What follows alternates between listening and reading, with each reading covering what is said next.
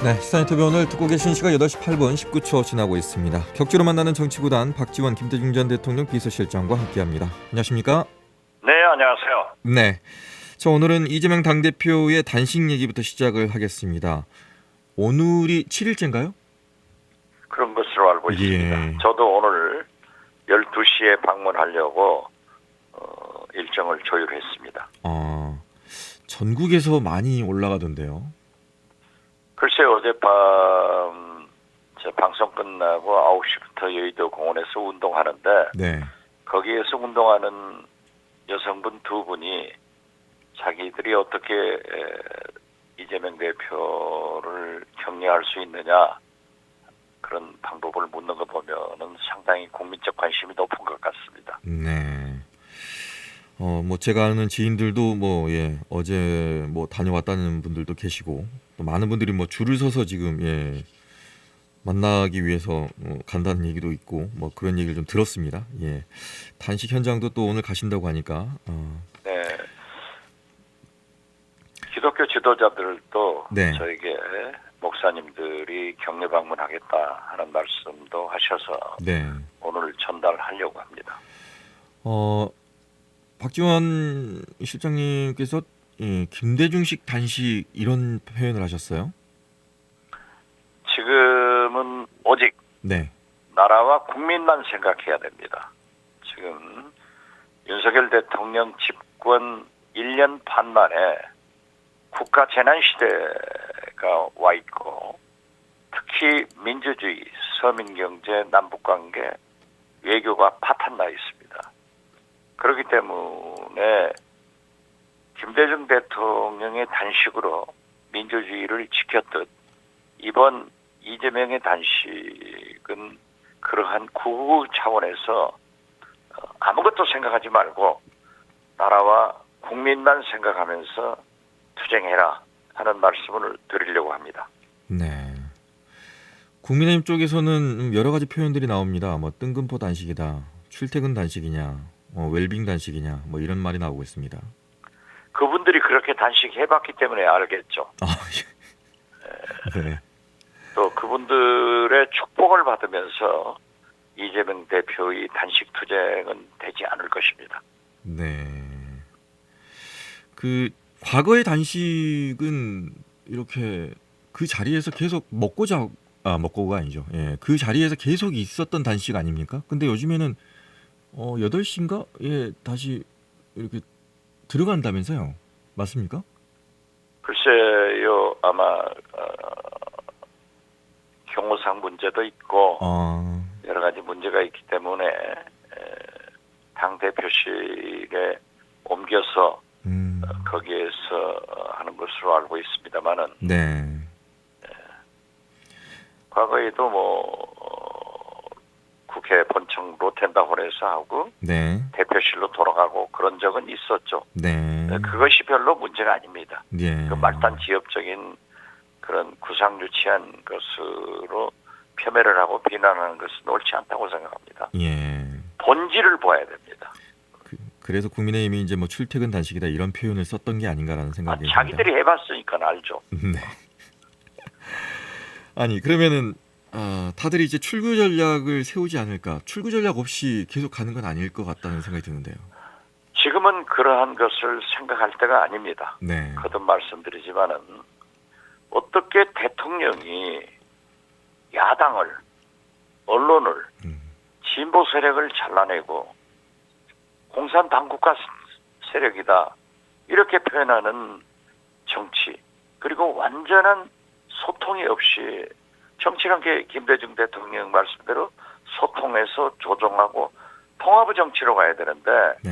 지금 현재 윤석열 정치는 불통, 고집, 분열의 정치로 하고 있기 때문에 도대체 대통령과 야당이 소통의 길이 없습니다. 네.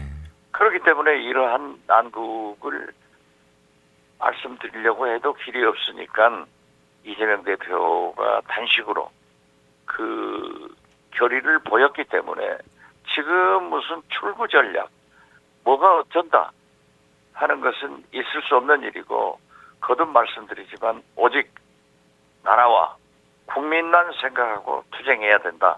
저는 그렇게 생각합니다. 이재명 당대표의 이 단식으로 민주당은 더 결집하는 모습인가요?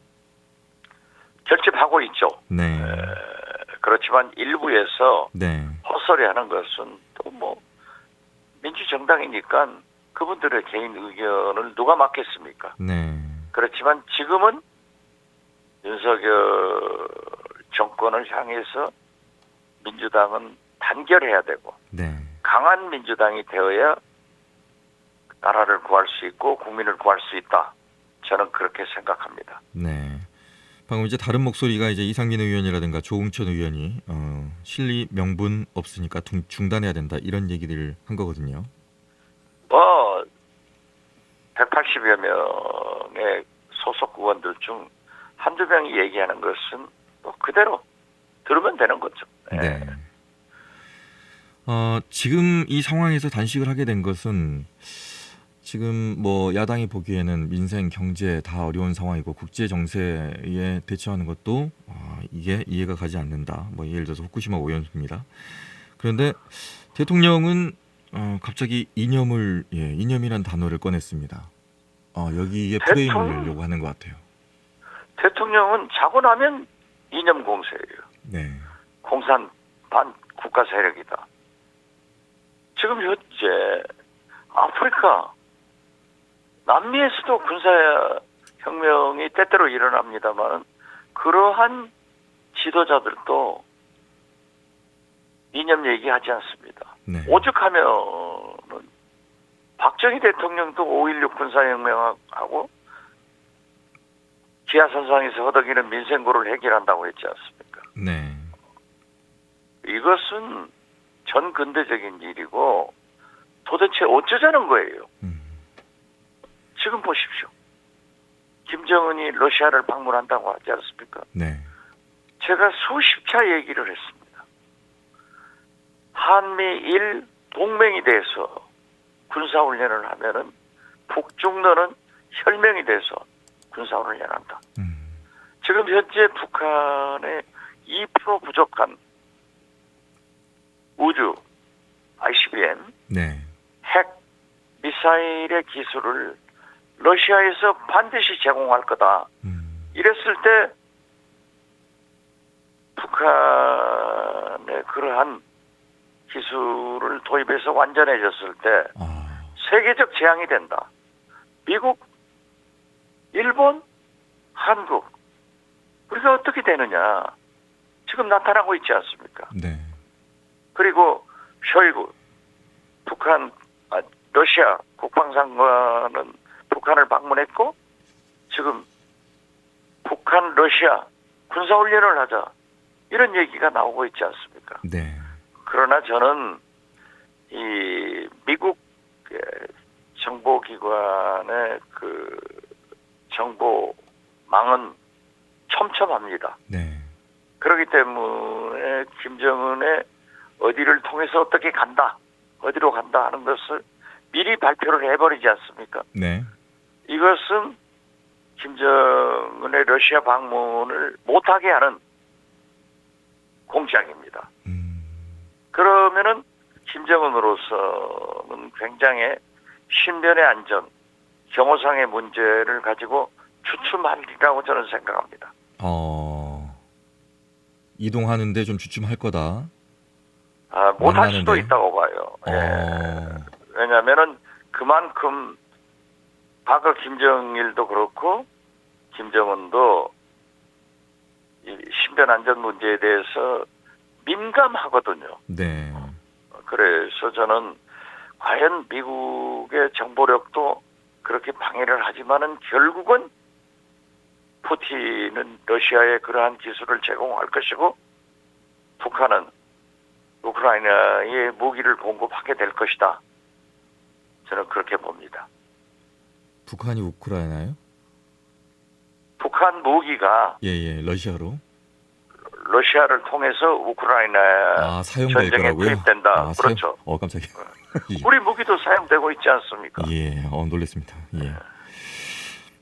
일단 이 상황 속에서 또 하나의 그 이념적인 부분은 이제 홍범도 장군 흉상인데 어제 제가 인상적인 영상을 하나 봤습니다. 국민의힘의 김웅 의원이 국방부 장관에게 질의를 하면서 과연 이게 맞는 방식으로 대응하는 것이냐라고 질타를 하는 모습을 좀 봤거든요. 혹시 보셨습니까? 저는 보지 못했습니다. 예. 근데 상당히 그 야당 의원이 해야 될 질의 같은 거를 하는 모습을 보면서 여당 내에서도 약간의 균열이 있는 게 아닌가라는 좀 생각이 좀 들더라고요. 여당 내 국회의원들도 네. 특히 수도권은 굉장히 위기의식을 느끼고 있지 않습니까? 네. 그렇기 때문에 이렇게 완전히 극우 유튜버가 하는 식의 정부의 행태에 대해서 굉장히 못마땅하게 생각하고 네. 내년 총선에 두려움을 가지고 있기 때문에 그러한 국회 발언을 하지 않는가 저는 그렇게 봅니다. 네. 자, 이 상황 아니, 네. 홍범도 장군 흉상을 옮기고 없애면은 네. 우리나라 경제가 잘 됩니까? 우리나라 역사가 바로 삽니까? 이건 있을 수 없는 일이에요. 마치 광주의 정일성 선생 네. 문제를 가지고 왜 그렇게 난립니까? 네. 광주 시민한테 광주 지역 시장한테 맡겨놓고 해결하면 될 거 아니에요. 네. 그렇게 따지자면은 박정희 뭐 누구 하나 견딜 사람이 어디 있어요? 일단 너무 이념적으로 갈라치기를 하는 것 같아서 아무런 도움이 안 되는 것 같은데 심지어는 이제 내년 총선을 의식해서 분열의 정치를 하는데 네. 이것은 반드시 부메랑이 돼서 대가를 치르게 될 겁니다. 네. 역사학자들도 계속해서 이제 얘기를 하기 시작하더라고요. 당연하죠. 네. 자, 이 상황에서 말씀하시죠. 네네 말씀하세요. 예. 자, 이 상황에서 어제 뉴스가 하나 나왔어요. 민주당 돈봉투 관련 뉴스가 하나 나왔는데 이게 검찰발로 나온 것 같기도 하고요. 보셨습니까? 네, 저도 아침에 봤는데요. 네. 그 재판 과정에서 네. 그 녹음 테이프나 진술을 통해서 나왔기 때문에 네. 아직 확실하지는 않죠. 네. 지금 현재 민주당의 돈 봉투를 한동훈 법무부 장관이 20명의 의원한테 관계돼 있다라고 했는데 한 서너 분의 명단은 발표되지 않고 있었어요. 네. 그런데 지금 이 서초동 법조타운이나 여의도 언론계 기자들 얘기로는 그 3명이 전라남도 출신이다 이런 얘기는 들은 바 있지만은 거기에 정확한 것은 지금 얘기할 수 없습니다. 네. 저도 모르고요. 단지 거기에 그 김남국 의원 등 두 분의 이름이 밝혀졌지만은 그 두 분이 받았다는 게 아니고 네. 그 모임에 왔지 않았기 때문에 거기도 호남 아니냐. 그러니까 꼭 줘야 된다. 이 정도의 진술이기 때문에 본인들이 잘 알겠죠. 그러나 파장은 커질 것 같습니다. 하나하나 나오고 있잖아요. 네. 일단 다들 헤드라인을 막 이렇게 쓰는 거죠. 그러니까 돈봉투 의원 명단 담긴 녹취 공개. 그렇겠죠. 영길이 형이 잘했네 하더라. 예, 이런 식으로 지금 나옵니다. 이러면 이제 송영길 전 대표를 소환하면 안 됩니까? 두 분은 네. 호남이기 때문에 꼭 해야 된다. 이런 얘기를 하고 있기 때문에 그래서 송영길 대표는 네. 나를 소환해라. 그러니까요. 나에게 물어야지. 네. 이렇게 하고 있지만 검찰이 마치 이재명 수사하듯 네. 지금 이 문제는 윤석열 대통령은 검찰 수사하듯 정치를 하고 네. 검찰은 정치하듯 수사를 하고 있기 때문에 이게 총체적으로 경제도 외교도 남북관계도 어려운데 도대체 혼란스러워서 저는 요즘 그 태수형 나라가 왜 이래? 윤석열 대통령이 왜 이래? 그런 자조적인 얘기를 많이 하고 있습니다. 네.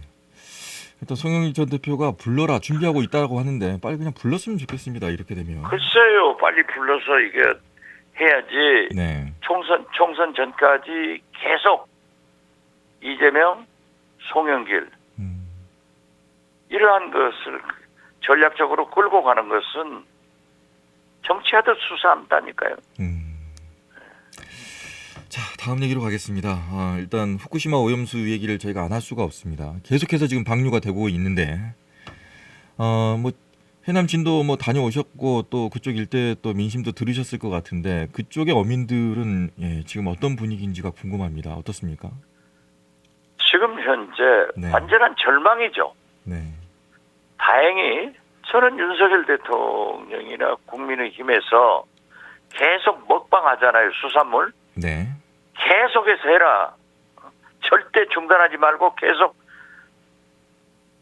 수산물 먹는 먹방해라 하고 얘기를 하는데요. 지금 뭐 대기업에서 구내식당에서 소비를 해주는 등 여러 가지 문제가 있지만은 대책을 강구해야 됩니다. 네. 그래서 특히 해남반도 진도가 전복 같은 것은 80% 이상이 생산을 하거든요. 네. 그리고 전라남도가 우리나라 수산물의 60%를 어획해서 공급하고 있습니다. 그렇다면은 대책을 세워야 되는데 네. 거듭 말씀드리지만은 일본은 후쿠시마 원전 사고 났을 때 92조 원을 우리 한국 돈으로요. 네. 147만 명에게 4차례에 걸쳐서 배상을 했어요. 네. 2011년 10월 후쿠시마 오염수를 방류 결정하고 4조 3천억 원을 배상을 한다는 거예요. 그런데 우리나라는 처음에는 3천억, 2천억, 지금 8천억 해놨어요.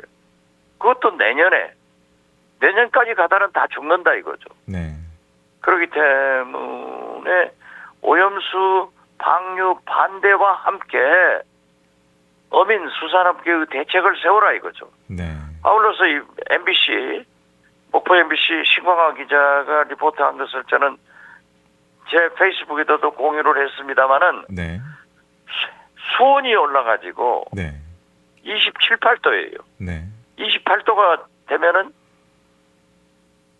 양식하는 광어 등 다 죽어요. 폐사. 흥완도 노화도에 있는 양식장 저도 아시는 분이에요. 네.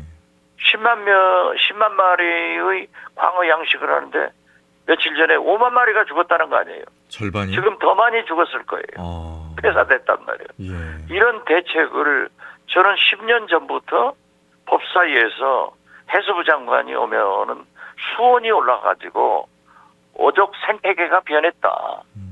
흑산도 홍어가 연평도에서 잡히기 때문에 용어도 흑산도 홍어가 아니라 연평도 홍어가 나올 정도로 바뀌고 있는데 빨리 어족 생태계를 분포도를 과학적으로 만들고 아울러서 이러한 대책을 세워라.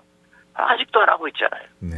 R&D 예산 삭감해버리면 이런 것이 문제가 되는 거예요. 네. 그래서 저는 지금 현재 후쿠시마 오염수 방류는 절대 반대하면서 이재명 대표가 요구한 대로 단식의 조건 아니에요? 네. 반대와 해양재판소에 제소를 해라. 네. 그리고 저는 무엇보다도 미래지향적으로 대책을 강구해서 어민들과 수산업계 사람들을 살려라. 우리는 코로나 때도 먼저 살렸잖아요. 네. 그런데 지금 현 정부에서는 여기까지 드려야 될 것 같습니다. 예. 감사합니다. 오늘 말씀 고맙습니다. 예, 지금까지 박지원 김대중 전 대통령 비서실장과 함께했고요. 다음 시간에 더 긴 얘기 나누도록 하겠습니다. 지금까지 김규빈이었습니다. 언제 어디서나 내 손 안의 뉴스. 광주 MBC 뉴스 유튜브 구독으로 함께하세요.